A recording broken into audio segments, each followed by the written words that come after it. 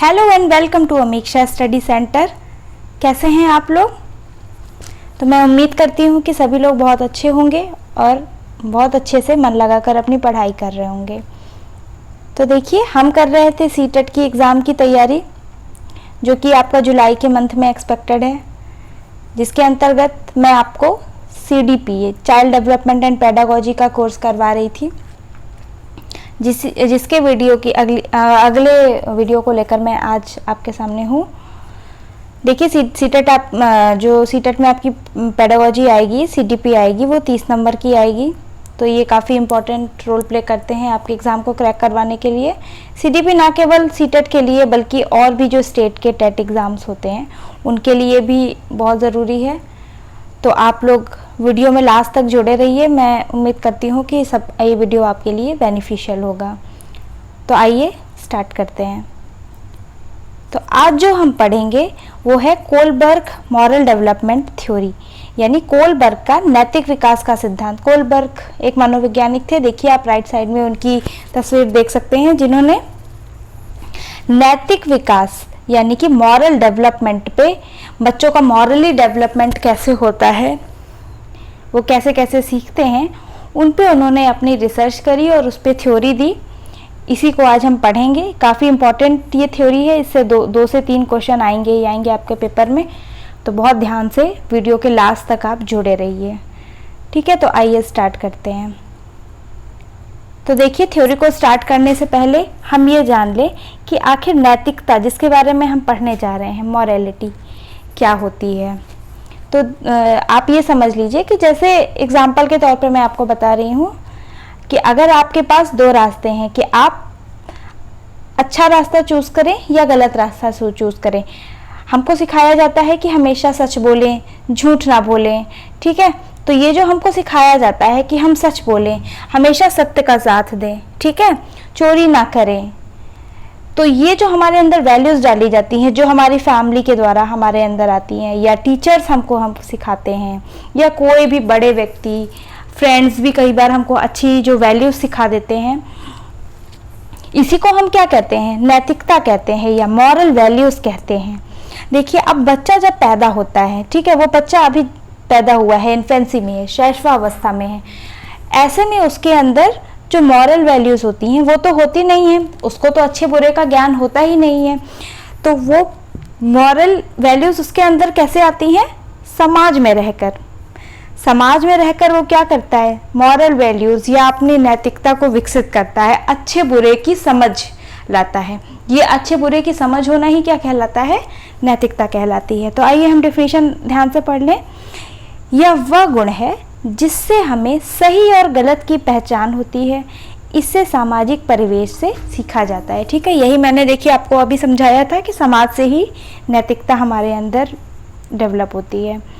जब बालक का जन्म होता है तो वो ना तो नैतिक होता है और ना ही अनैतिक होता है। वह अच्छा या बुरा समाज से सीखता है, ठीक है? तो हमने ये समझ लिया कि जो नैतिकता होती है वो कहाँ से आती है? समाज से आती है, ठीक है? तो एक पॉइंट तो क्लियर हो गया। अब अगर इस पे क्वेश्चन आएगा तो हमको कोई परेशानी नहीं होनी चाहिए। आइए इसके दूसरे एस्पेक्ट पे भी चर्चा कर लें। अब हम देखिए दूसरा पॉइंट जो है मॉरल रीजनिंग, ये क्या होती है? यानी कि अगर मैं हिंदी में बता दूं, नैतिक तर्क।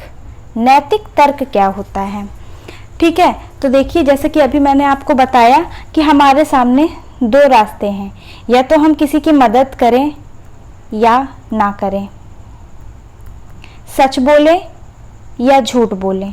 तो ये जो हमारे अंदर क्षमता है कि हम हमेशा अच्छी चीज़ों की तरफ मुड़ें, ना कि गलत चीज़ों की तरफ मुड़ें, ठीक है? हमको सिखाया जाता है कि हमेशा अच्छे रास्ते चलें।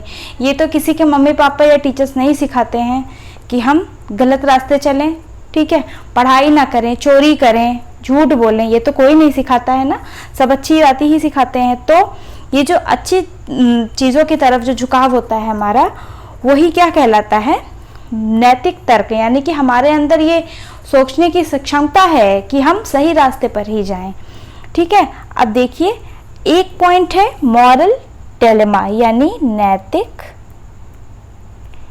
दुविधा। नैतिक दुविधा,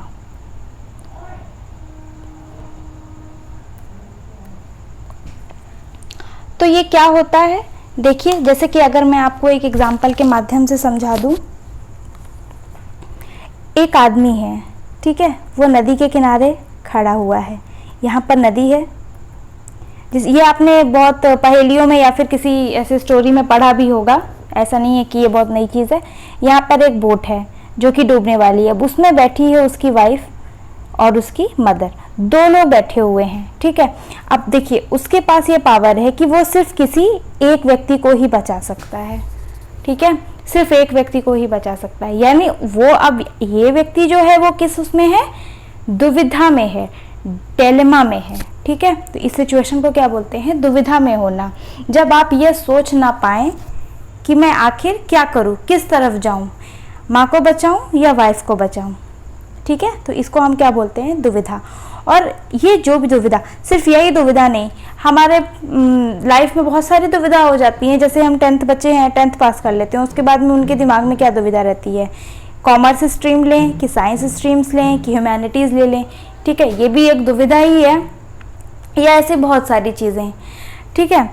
तो ये हमारी नैतिक दुविधा, और इससे निकल पाने की जो क्षमता होती है, जो हम सही का साथ देते हैं या फिर सही डायरेक्शन में जाते हैं, उसी को क्या बोलते हैं, मॉरल रीजनिंग, जो कि अभी मैंने आपको बताई इसके पहले, नैतिक तर्क जिसको हमने कहा था वो, ठीक है। तो देखिए इन्होंने, जो कोलबर्ग हमारे मनोवैज्ञानिक थे जिन्होंने इस पे रिसर्च करी मॉरल डेवलपमेंट पे, उन्होंने अपना एक रिसर्च किया, अलग अलग एज ग्रुप के बच्चों को उन्होंने लिया, कुछ बच्चे 5 साल के थे, ठीक है, कुछ 7 के, 8 के, 9 के, 10 के, ऐसे मतलब सोन बहुत सारे एज ग्रुप के बच्चे लिए। फिर उन्होंने एक स्टोरी सुनाई जो कि एक आदमी की स्टोरी थी जिसका नाम था हाइंस, आप फोटो में देख सकते हैं। उन्होंने ये सिचुएशन बताई कि जो हाइंस है उनकी वाइफ है वो बहुत ज़्यादा बीमार है, ठीक है, तो डॉक्टर ने उनको बताया कि आप ये दवाई ले आइए, इसी दवाई से ये बच जाएंगी, अदरवाइज़ इनकी डेथ हो जाएगी।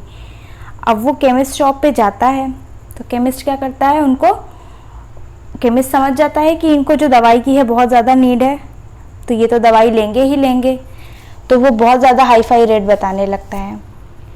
And this person has not enough money to buy that medicine, ठीक है, उनके पास उतना ज़्यादा पैसा नहीं है कि वो उस दवाई को ले सकें। अब ये क्या हो जाता है, डिलेमा की सिचुएशन में आ जाता है, यानी दुविधा में आ जाता है। क्या दुविधा है इसको, इसके पास अब 2 ही रास्ते हैं, या तो ये अपनी वाइफ को मरता हुआ देखे, ठीक है, या तो कि वाइफ की डेथ हो जाएगी, या तो फिर वो क्या करे, चोरी करे, जो कि उसको सिखाया नहीं गया, उसके मॉरल वैल्यूज़ में है नहीं, चोरी करना तो कोई सिखाएगा नहीं, तो वो क्या करे, तो यही सिचुएशन। तो इस सिचुएशन को जो कोलबर्ग हैं उन्होंने कई अपने जो सैंपल लिए थे बच्चों के, उनके सामने ये पॉइंट रखा, तो बच्चों ने अपने मतलब स्टेज के हिसाब से, अपनी एज के हिसाब से उन्होंने, किसी ने कुछ बोला, किसी ने बोला कि हाँ चोरी कर लेनी चाहिए, किसी ने बोला कि नहीं नहीं चोरी करना तो गलत बात होती है ना। तो उन्होंने अपने अपने एज के अकॉर्डिंग, तो बच्चों ने जो भी आंसर दिए उस अकॉर्डिंग इन्होंने अपना सिद्धांत दिया, जिसको हम आज पढ़ेंगे, जो कि कोलबर्ग का नैतिक विकास का सिद्धांत है। तो आइए हम देखते हैं कि उन्होंने क्या दिया। देखिए उन्होंने लेवल्स ऑफ मॉरल डेवलपमेंट दिए। कितने लेवल दिए हैं उन्होंने, 3 लेवल दिए हैं। कौन कौन सा, प्री कन्वेंशनल स्टेज यानी कि पूर्व परंपरागत स्तर, कन्वेंशनल स्टेज यानी परंपरागत स्तर, और पोस्ट कन्वेंशनल स्टेज यानी कि उत्तर परंपरागत स्तर। तो ये क्या हैं, 3 लेवल हैं। और स्टेजेस कितनी दी थी, अगर मैं स्टेज की बात करूं तो उन्होंने कितनी दी थी, 6 स्टेजेस दी थी, लेवल 3 और स्टेजेस 6। तो कैसे 6 स्टेजेस हुई, ये जो 3 लेवल दिए हैं, हर लेवल में 2-2 स्टेजेस हैं, ठीक है, हर लेवल में 2 स्टेजेस हैं। तो ऐसे सारी मिलाकर कितनी हो गई, 6 स्टेजेस हो गई, है ना। तो आइए हम एक एक लेवल को बारीकी से पढ़ेंगे ताकि हमको पूरा अच्छे से समझ में आ जाए, और पेपर में कोई भी क्वेश्चन आए तो हम उसको आसानी से सॉल्व कर ले जाएं। आइए एक एक करके देखते हैं कि क्या बताया गया था। देखिए पहले तो है, सबसे पहला जो स्टेज थी बताई है उन्होंने, प्री कन्वेंशनल स्टेज यानी पूर्व परंपरागत स्तर। इसका एज ग्रुप क्या होता है, 4 से 10 साल के जो बच्चे होते हैं वो इस स्टेज में आते हैं। तो इसके अंतर्गत इन्होंने दो ये दी थी, स्टेजेस दी थी। पहला है stage of order and punishment, आज्ञाकारिता एवं दंड अभिविन्यास, और स्वलाभ मानसिकता यानी स्टेज ऑफ ईगो। तो पहले में उन्होंने क्या बताया, आज्ञाकारिता एवं दंड अभिविन्यास। इसका मतलब क्या है कि देखिए, इसमें जो बच्चे रहते हैं वो क्या रहते हैं, सिर्फ पनिशमेंट के डर से, सिर्फ इस डर से कि उनको पनिशमेंट ना मिले, जो उनके टीचर्स हैं या उनकी मम्मी पापा हैं वो सिर्फ उनको डांटे ना, दंड ना दें, इस उससे वो अपना काम कर लेते हैं, चाहे वो कुछ भी हो, चाहे वो उनका होमवर्क हो या फिर और भी कोई काम हो। फटाफट खाना खा लेंगे, मम्मी बोलेंगी कि खाना खा लो नहीं तो मैं अभी तुमको एक थप्पड़ लगाऊंगी या पिटाई करूंगी, जो भी। तो सिर्फ वो उस पिटाई से बचने के लिए क्या करते हैं, खाना खा लेते हैं, या मैम की डांट से बचने के लिए होमवर्क कर लेंगे। तो ऐसे बच्चों के अंदर क्या होता है, जो इस प्री कन्वेंशनल स्टेज के बच्चे होते हैं उनके अंदर जीरो मॉरलिटी होती है, यानी कि मॉरल वैल्यूज अभी नहीं आई हैं। वो सिर्फ किस लिए, दंड से बचने के लिए सिर्फ ये काम कर रहे हैं। और अगर हम दूसरी स्टेज की बात बताएं, स्वलाभ मानसिकता, इसको क्या बोलते हैं, tit for tat stage. Tit for tat मतलब कि ये लोग सिर्फ अपने स्वलाभ, जैसे कि नाम से पता चल रहा है स्वलाभ, अगर इनको फायदा होगा तो ही ये कोई काम करेंगे। जैसे अगर इन्होंने बोला, ये ऐसे बच्चे क्या बोलेंगे, मैं होमवर्क तो कर लूँगा अपना, लेकिन बदले में मुझे क्या मिलेगा। तो फिर इनकी मम्मी बोलेंगे कि ठीक है, अगर तुम ये अपना होमवर्क, मैथ्स का होमवर्क जल्दी से कर लोगे तो फिर मैं तुमको एक चॉकलेट ला के दूँगी। तो फिर ये जल्दी जल्दी सारा काम कर लेंगे, सिर्फ किस लिए, चॉकलेट के लिए काम कर लेंगे। ठीक है, तो ये मानसिकता क्या कहलाती है, स्वलाभ मानसिकता, यानी कि ये सिर्फ अपने फायदे के लिए करेंगे। और क्या, इसमें mutual exchange is another word for this stage, सिर्फ एक्सचेंज के लिए, बदले में कुछ चाहते हैं, सिर्फ इसलिए कोई भी अच्छा काम करेंगे। ठीक है, देखिए इसको डिटेल में हम लोग देख लेते हैं। आज्ञा एवं दंड अवस्था के बारे में क्या कहा गया है। इस अवस्था में बालक का व्यवहार दंड एवं भय पर आधारित होता है और इसी डर से वह अच्छा व्यवहार करता है। देखिए मैंने आपको ये बताया कि ये बच्चे क्या करते हैं, सिर्फ पनिशमेंट ना मिले, ठीक है, इससे बचने के लिए ही अच्छे काम करते हैं। बच्चा सोचता है कि दंड से बचने के लिए आदेश का पालन करना चाहिए, है ना, यही मैंने आपको बताया कि यानी सारे जो भी अच्छे काम हो रहे हैं सिर्फ पनिशमेंट से बचने के लिए हो रहे हैं। नेक्स्ट में देखिए अहंकार की अवस्था, जैसे मैंने आपको बताया था कि ये सिर्फ क्या है, अहंकार पर आधारित है, स्वलाभ पर, म्यूचुअल एक्सचेंज पर, बदले में कुछ मिलेगा सिर्फ तभी अच्छा काम करेंगे। इस अवस्था में बालक का व्यवहार स्वयं की इच्छा को पूरी करने वाला होता है। वो सिर्फ अपनी इच्छा को पूरा करने के बारे में सोचते हैं और उनके लिए क्या होता है, यही नैतिकता होती है। ठीक है, उनके लिए यही अच्छी बात है कि उनका तो काम बन गया। ठीक है, जिसमें बराबरी का लेन देन हो, अर्थात हम दूसरे की कोई इच्छा पूरी कर दे तो वह भी हमारी इच्छा पूरी करे। ठीक है, इनके मन में यह रहता है कि मतलब बदला चुकाना, अगर हम आसान भाषा में करें तो बदला चुकाना ही इनका क्या है। अगर किसी बच्चे ने इनको एक थप्पड़ मार दिया तो उनको भी बराबर एक मारना है, क्योंकि उनको सिर्फ क्या करना है, बदला पूरा करना है। ठीक, तो ये है। अच्छा आपको मैं बता दूं, इन जो स्टेजेस पे जो क्वेश्चन बनता है वो क्या होता है, सिचुएशन के आधार पे भी बनता है। कोई ज़रूरी नहीं है कि वो बोलेंगे कि स्टेज ऑफ ईगो जो रहती है वो कौन से लेवल में आती है, ऐसे क्वेश्चन नहीं बनेंगे। सिचुएशन दे दी जाएगी कि एक बच्चा है, वो बोल रहा है कि मैं फलाना काम नहीं करूँगा, पढ़ाई नहीं करूँगा। ठीक है, तो उसकी मम्मी बोल रही है, तो मम्मी बोल रही है कि पढ़ाई कर लो, वो बोल रहा है कि मैं नहीं पढ़ाई करूँगा। तो फिर वो बोलता है कि ठीक है मैं पढ़ाई तो कर लूँगा, लेकिन आप मुझे बाहर शाम को घुमाने के लिए ले चलोगे। बताइए कि ये बच्चा जो है कौन सी स्टेज में है। तो ऐसे भी क्वेश्चन आ सकते हैं। ठीक है, तो बहुत ध्यान से पढ़िए। और आइए नेक्स्ट देखते हैं। नेक्स्ट है कन्वेंशनल स्टेज, जो कि जिसको हम क्या कहते हैं, परंपरागत स्तर। इसमें कौन से एज ग्रुप के बच्चे रहते हैं, तो ये है 10 से 13 वर्ष की उम्र के बच्चे परंपरागत स्तर में आते हैं। तो इसमें 2 स्टेजेस दी गई हैं, अच्छा लड़का या लड़की, अभिविन्यास, और 4th है नियम व कानून का पालन। तो देखिए 3rd नंबर जो है अच्छा लड़का अच्छी लड़की, इसमें जो बच्चे रहते हैं वो सिर्फ किस लिए, कि बस मेरी तारीफ हो जाए, सब लोग मुझे अच्छा कह दें कि बहुत अच्छा लड़का, अरे वाह कितना अच्छा लड़का है, अरे वाह कितनी अच्छी लड़की है, कितनी अच्छी हैंडराइटिंग में लिखा है, कितना अच्छा होमवर्क किया है, अरे वाह ये तो बहुत अच्छे से अपने से रेडी हो जाता है, अपने से खाना खा लेता है, बहुत अच्छा बच्चा है, एकदम चुप रहता है, शांत रहता है, ठीक है। तो ये सिर्फ अपनी तारीफ के लिए, मतलब इनको ये नहीं है कि मुझे अपना होमवर्क कर लेना चाहिए, पढ़ाई अच्छे से करनी चाहिए, अंदर से कोई मॉरल वैल्यू, सिर्फ इसलिए करते हैं कि हाँ, कि जो उनके टीचर्स हैं या कोई भी आसपास के समाज के लोग हैं वो उनकी तारीफ कर दें, सिर्फ इसलिए ये अच्छे काम करते हैं, ठीक है। और जो देखिए जो फोर्थ है स्टेज है, नियम व कानून का पालन। इन बच्चों के अंदर क्या रहता है कि जो ये रूल्स रहते हैं, इनके लिए जो रूल्स हैं, जो भी लॉज हैं, जो भी नियम बनाए गए हैं, उनके प्रति ये क्या रहते हैं, रिजिड रहते हैं। रूल्स के लिए क्या रहते हैं, रिजिड रहते हैं कि मैम ने बोल दिया या सर ने बोल दिया कि असेंबली में तो सारे बच्चों को लाइन बनाकर जाना है, तो ये फिर जाएंगे, क्योंकि इनके लिए रूल्स जो हैं सेट कर दिए गए हैं, तो ये फिर उसका पालन करेंगे। इनके लिए ये नहीं है कि हाँ उनको करना चाहिए, उनकी ड्यूटी है, नहीं, वो सिर्फ रिजिड है अपने रूल्स को लेके, रूल्स बना दिए गए तो हमको उनका पालन करना ही करना है। आइए नेक्स्ट में देखते हैं, मतलब इसको डिटेल में देख लेते हैं। प्रशंसा की अवस्था में क्या कहा जा रहा है, इस अवस्था में बच्चा जो भी करता है वह प्रशंसा पाने के लिए करता है, ठीक है, यही मैंने आपको बताया।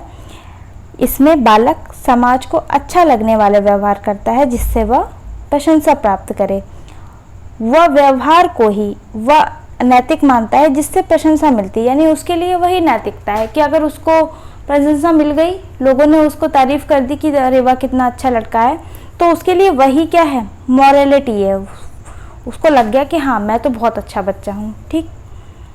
नेक्स्ट में देखिए समाज व्यवस्था के प्रति सम्मान की अवस्था, यानी जिसमें मैंने आपको बताया था रूल्स आर रूल्स, रिजिड है, रूल्स को लेके क्या है, रिजिड है। तो देखिए उसमें क्या कहा गया है, उत्पादकता में बच्चों की नैतिक विकास की अवस्था सामाजिक आदेश, कानून, न्याय और कर्तव्यों पर आधारित होती है। यह अवस्था अत्यंत महत्वपूर्ण मानी जाती है। इस अवस्था में प्रवेश से पहले बालक समाज को केवल प्रशंसा के लिए महत्व देता है। इस अवस्था में पहुंचकर वह समझने लगता है कि सामाजिक नियमों के विरुद्ध कार्य करना को अनैतिक, यानी यहाँ पर आके कुछ हद तक उसको नैतिकता समझ में आने लगती है, तभी तो वह रूल्स का पालन करता है, रूल्स के प्रति क्या हो जाता है, रिजिड हो जाता है, ठीक है। अब देखिए अगला हम पढ़ेंगे पोस्ट कन्वेंशनल स्टेज, है ना, यानी कि उत्तर परंपरागत स्तर जिसको कहा जाता था। इसमें भी 2 स्टेजेस दी गई हैं। 5th है सामाजिक संविदा या व्यक्तिगत अधिकार पर आधारित होती है, और 4th है सार्वभौमिक नैतिकता।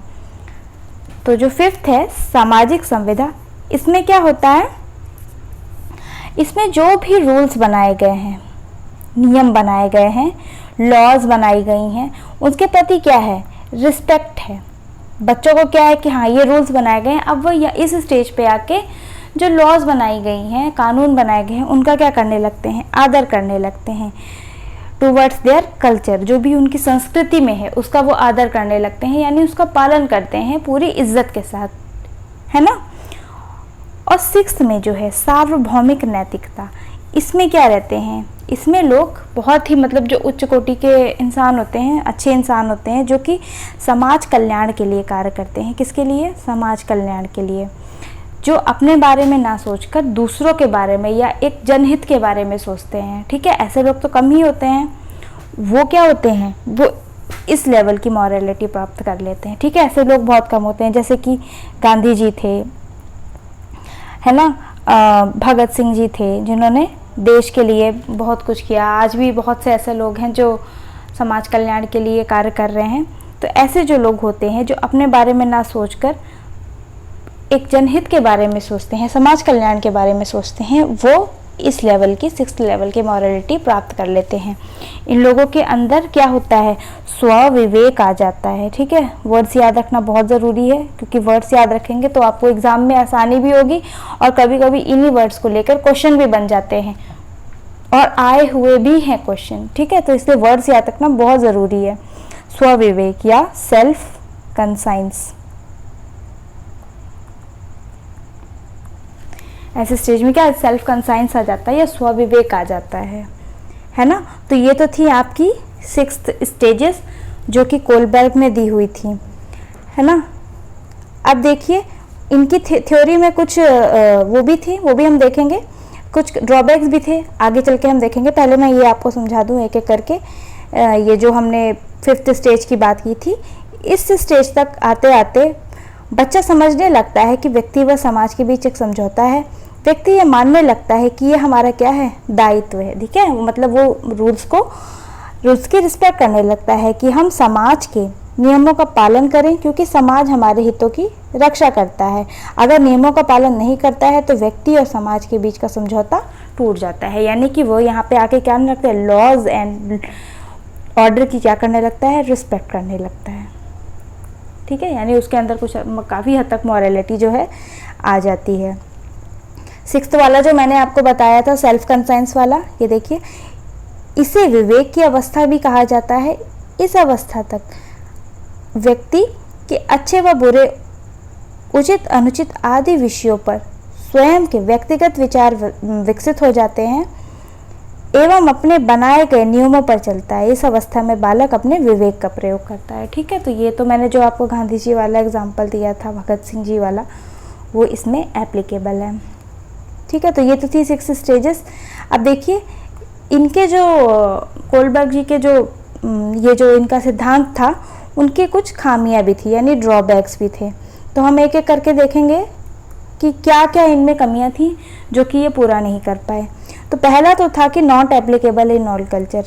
जो इनकी थ्योरी थी वो हर कल्चर के हिसाब से नहीं थी। देखिए, हम जानते हैं कि हमारे देश का कुछ और कल्चर है, विदेश में कुछ और कल्चर है। ठीक है, तो हमारे देश में जो मॉरल वैल्यूज़ है, नैतिकता है, उसके कुछ नॉर्म्स अलग होंगे।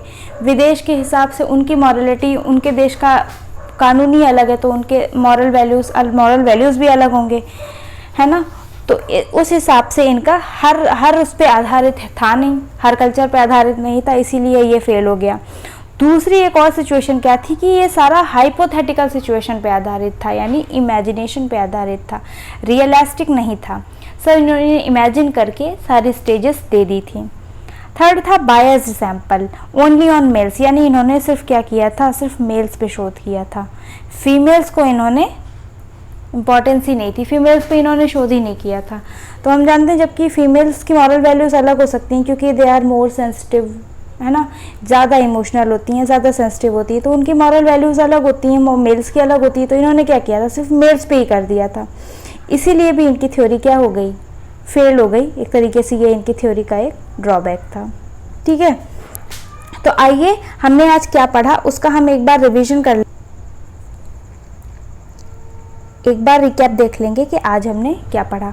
देखिए, पहले तो हमने ये जाना कि मॉरलिटी क्या होती है, नैतिकता क्या होती है। ठीक है, बुरे और अच्छे कार्य के बीच जो एक लाइन होती है, उसमें अच्छे कार्य के प्रति मुड़ जाना ही क्या बोलते हैं, मॉरल वैल्यूज़ बोलती हैं। कोई भी अच्छा कार्य करना, ठीक है, वो हमारी क्या है, मॉरल वैल्यूज़ हैं।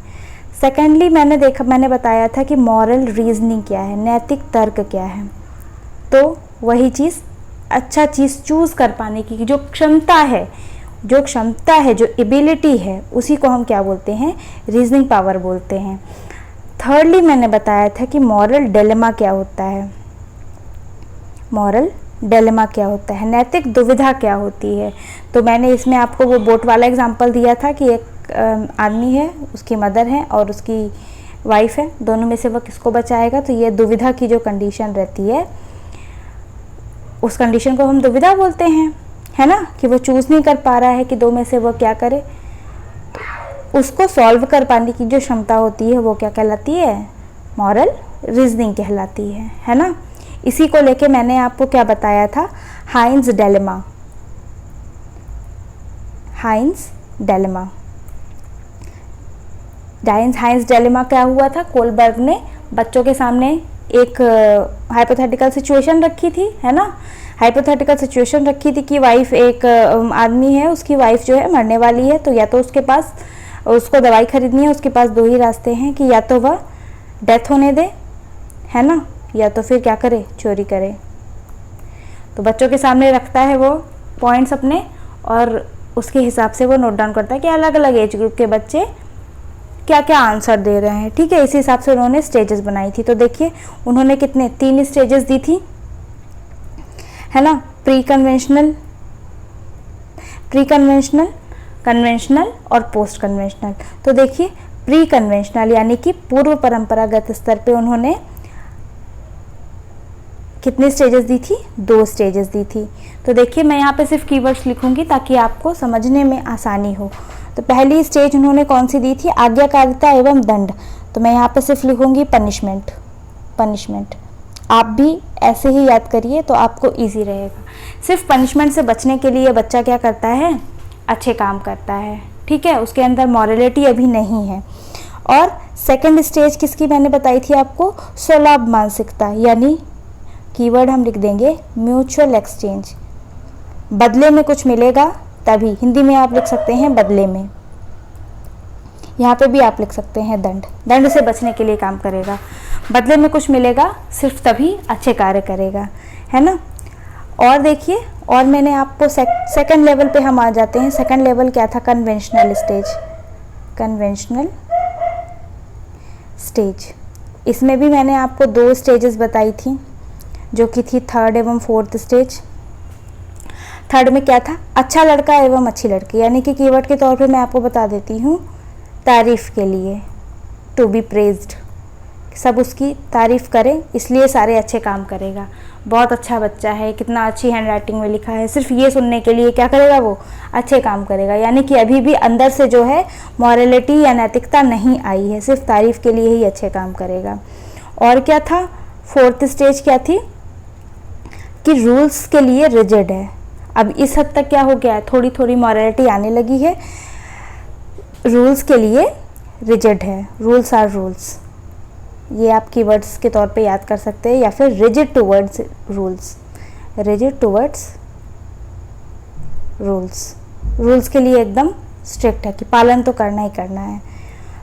थर्ड लेवल जो था हमारा वो क्या था, उत्तर परंपरागत स्तर, यानी कि post conventional stage. Post conventional stage में भी क्या थे, 2 लेवल थे, 5th और 6th। 5th लेवल पे क्या था, सामाजिक संविदा व व्यक्तिगत अधिकार, यानी कि यहाँ पे क्या आ जाता है, respect, respect towards what, respect towards law and order, law and order, यानी कि अपने कानून और नियमों के प्रति, अपने कल्चर के प्रति क्या आ जाता है, सम्मान का आ जाता है। अब यहाँ पे आके बच्चा क्या है या व्यक्ति क्या है, वो उसको एक सम्मान का भाव आ जाता है कि वह समाज के नियम का पालन करेगा तभी वह एक अच्छा नागरिक कहलाएगा, या फिर उसको करना चाहिए, उसके अंदर से मतलब एक नैतिकता जागृत हो जाती है। 6th पे क्या था कि वो जो मैंने आपको बताया था कि यहाँ पे क्या था, सेल्फ कंसाइंस आ जाता है, यानी स्व विवेक आ जाता है। जो मैंने आपको गांधी जी और भगत सिंह जी वाला एग्जाम्पल दिया था वो इसमें आ जाता है, ठीक है। यानी कि ये क्या करते हैं, जनहित के लिए काम करते हैं, लोगों के लिए काम करते हैं, ठीक है। तो ये तो थे हमारे 6 स्टेजेस। तो आप ये देखिए, अगर मैं आपको बता दूं, देखिए 3 लेवल थे ना, एक तो था प्री कन्वेंशनल स्टेज, सेकंड था कन्वेंशनल स्टेज, और थर्ड क्या था, पोस्ट कन्वेंशनल स्टेज। तो इसमें देखिए जो प्री कन्वेंशनल स्टेज है, यहाँ पे जो मॉरलिटी आती है वो कहाँ से आती है, आउटसाइड वर्ल्ड से आती है, यानी कि बाह्य रहती है, बाह्य नैतिकता रहती है ना। मतलब यहाँ पे या तो दंड से बचने के लिए या अपने लाभ के लिए कार्य करते हैं, अंदर से इनको फील नहीं आता है कि हाँ they should do good things, ठीक है, उनको अंदर से नहीं आता। कन्वेंशनल स्टेज में जो रहता है, यहाँ पे नैतिकता या मॉरलिटी कहाँ से आती है, टुवर्ड्स सोसाइटी, सोसाइटी से, कि या तो सिर्फ तारीफ मिल जाएगी इसलिए, या फिर सोसाइटी ने कहा है कि इन रूल का पालन करो। सोसाइटी में कोई भी व्यक्ति आ सकता है, टीचर्स, फैमिली, या हमारे आस पड़ोस के लोग, या फ्रेंड्स, कोई भी, ठीक है। तो सोसाइटी ने कहा है कि रूल्स हैं तो रूल्स हैं, ठीक है, उनके प्रति कोई सम्मान का भाव नहीं है, या इसलिए अंदर से नहीं है कि हाँ हमको फॉलो करना है, सोसाइटी ने कह दिया इसलिए करना है। और जो पोस्ट कन्वेंशनल स्टेज है, यानी उत्तर परंपरागत, तो यहाँ पे क्या है, जो नैतिकता है वो क्या है, सेल्फ चोजन है, यानी कि अब तो अंदर से आ गया, खुद से आ गया कि हाँ हमको करना है, रूल्स के प्रति रिस्पेक्ट है ना, और सेल्फ कंसाइंस भी डेवलप हो जाता है 6th स्टेज में आकर, है ना। उसके बाद हमने क्या देखा, सब कुछ पढ़ने के बाद हमने क्या देख लिया, ड्रॉबैक्स देख लिए। क्या क्या ड्रॉबैक थे, आइए एक एक करके, तो हमने क्या 3 ड्रॉबैक देखे थे। फर्स्ट क्या था, पहले तो ये था कि बायस्ड सैंपल थे, बायस्ड सैंपल थे। क्यों, सिर्फ मेल्स पर था, फिर मेल्स पे था ही नहीं, फीमेल्स पे इन्होंने शोध ही नहीं किया, सिर्फ मेल्स को लेके पूरा अपना थ्योरी बना दी, ठीक है। दूसरा क्या था, हाइपोथेटिकल सिचुएशन थी, हाइपोथेटिकल सिचुएशन थी, रियलिस्टिक नहीं था, सत्यता पे आधारित नहीं था, सिर्फ इमेजिन करके एक सिचुएशन लेके उन्होंने पूरी थ्योरी बना दी। थर्डली क्या इसका एक ड्रॉबैक और था कि not applicable in all culture, her culture पे नहीं था, सिर्फ अपने जो भी उनके आसपास जो भी कल्चर होगा उस आधार पर इन्होंने अपना पूरा रिसर्च कर दी थी। तो ये तो थे इनके जो सिद्धांत था उसके कुछ ड्रॉबैक्स है, तो ये आप याद रखिएगा, इन पे भी क्वेश्चन आए हुए हैं, है ना। तो देखिए आज हमने जो भी पढ़ा, कोलबर्ग का नैतिक विकास का सिद्धांत, ये काफ़ी इम्पॉर्टेंट टॉपिक है। तो अगर आपको ना समझ में आया है तो वीडियो एक बार दोबारा से रिप्ले करके देख लीजिएगा, है ना। काफ़ी इम्पॉर्टेंट वीडियो है, 2 से 3 क्वेश्चन आएंगे ही आएंगे। तो आप ज़्यादा से ज़्यादा शेयर करिए अपने फ्रेंड्स एंड फैमिलीज़ के साथ, है ना, और ऐसे ही चैनल के साथ जुड़े रहिए, और मैं और भी ऐसे वीडियो लेके आऊँगी। Thank you.